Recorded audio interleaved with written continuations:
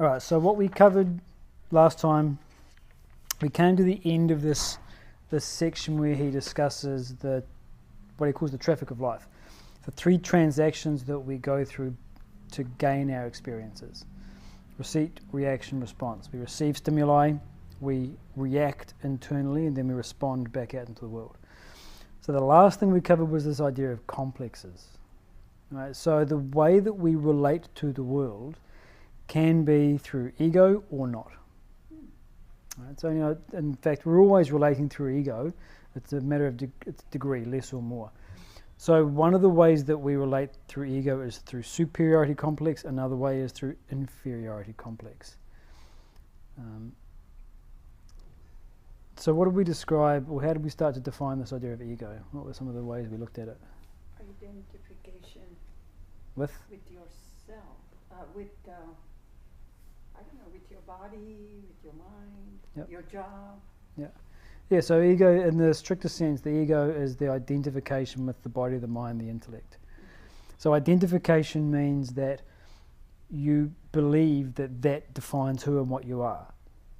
So if I say I'm identifying with my body, what that means is that when I take my body outside into the cold, into the rain, I don't say my body's getting wet. No, I say I'm getting wet. I say I'm cold. When my partner leaves me, I don't say my mind is sad. I say I am sad. When I'm confused, I don't say my intellect is confused. I say I am confused. Whatever happens to the body, I claim or I believe it is happening to me. Whatever happens to the mind, the intellect, I believe it's happening to me. So I define myself through these equipments. It defines my subjective experience, my identity. This is in the strict sense. So the moment we're born, we have an ego. Now, even a newborn baby has an ego. But ego is also used in a different sense. It means the exaggerated importance that we place upon our own experiences. Right? So that's why you'll often hear us talking about this idea that young children don't have an ego.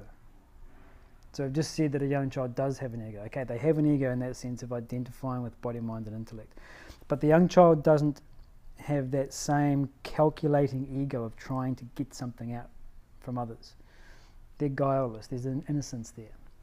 Whereas what we were talking about last time was the ego as an exaggerated sense of one's own importance. Now that importance can be viewed through the lens of I'm worse than everybody else or I'm better than everybody else. But the point is that we make our own experience central. We relate everything back to me, what I'm going through, what's happening to me, what's happening for me. There was one of the students at the academy, and she went to our teacher and said, I'm sort of having some anxiety issues, or whatever it was that she was talking about. And one of the things he said to her, he said, you get up in the morning, first thing you do, go to the mirror and say, to hell with you. Right, so it was sort of said tongue in cheek, but there was also an element of truth to it. The point being that the reason we have take the example of fear. Fear is the emotional sensation of what will happen to me. If we don't have any concern for what will happen to ourselves, if we're not worried about that, then fear can't arise. It can only arise when we relate potential events back to what will happen to me. Then we experience fear. And so what he was saying is forget about your experience. So, that's not something you have to live your entire life by in a strict sense.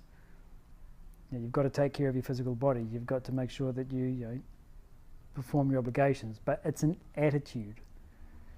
What he's saying is don't be so concerned about your own particular experience. Look beyond it. Right, so when we say don't be so concerned with your own experience, it doesn't mean suppress it. We're not talking about suppressing your feelings or suppressing your needs or desires.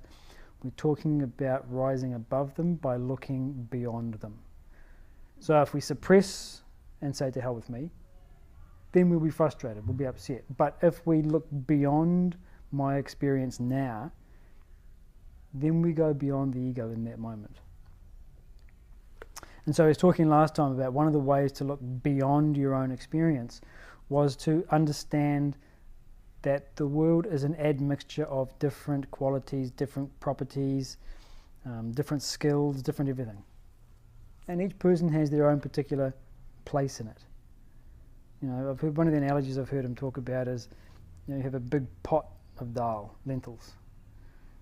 And you've got the lentils, and you've got the cardamom, and you've got the, you know, turmeric, and you've got all the different ingredients. Everything adds something to the taste. You can't say one thing is more important than the other. It's when everything is put together that you get the full flavour of the meal. In the same way, every person contributes something to the human stew. And so it's a matter of recognising this is what I am, and so just play that role.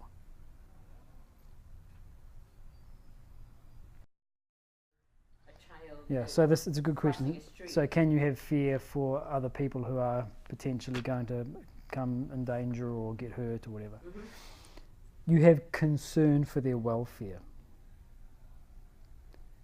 But when it becomes fear, what's happened is that you've connected yourself to their experience and made yourself dependent on that.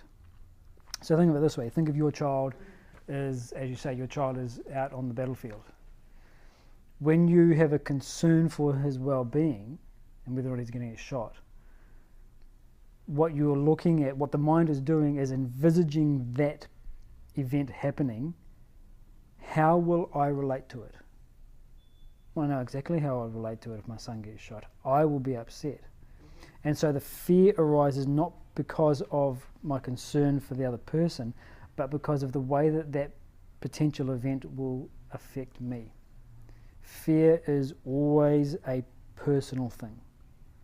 It's always relating back to oneself. You can be concerned for other people's well-being, but the moment it becomes fear, the implication for fear is that you're affected by the emotion. Okay. Right, so this is one of the ways that we can understand fear. You can be concerned for others' well-being, but the moment you have fear, it's concern for one's own future experience. Okay, that's sort of semantics for me then. Yeah, okay.